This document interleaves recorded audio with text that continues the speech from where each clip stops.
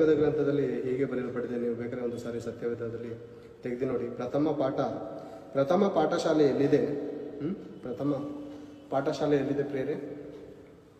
ಎಲ್ಲಿದೆ ಪ್ರಥಮ ಪಾಠಶಾಲೆ? ಸತ್ಯವೇದ ಗ್ರಂಥದಲ್ಲಿ ಹೇಳ್ತಾ ಇದೆ, ನನ್ನ ಹತ್ರ ಇದೆ ಅಂತ.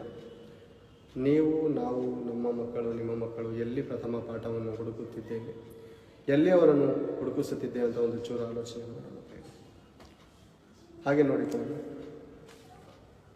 ಎಲ್ಲೂ ಒಂದು ವಚನಗಳನ್ನು ವಚನಗಳನ್ನೆಲ್ಲ ನೀವು ಬರೆದುಕೋಬೇಕು ಬರ್ಕೋಬೇಕು. ನೀವು ವಚನಗಳನ್ನು ಬರೆದುಕೊಂಡ್ರೆ ನಿಮಗೆ ತುಂಬ ಅನುಕೂಲ ಆಗುತ್ತೆ, ತುಂಬಾ ಅನುಕೂಲ ಆಗುತ್ತೆ.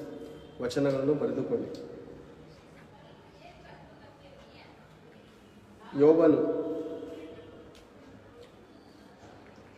ಯೋಬನ ಗ್ರಂಥವನ್ನು ತೆಗೆದು ನೋಡೋಣ. 12ನೇ ಅಧ್ಯಾಯ 12ನೇ ವಚನ.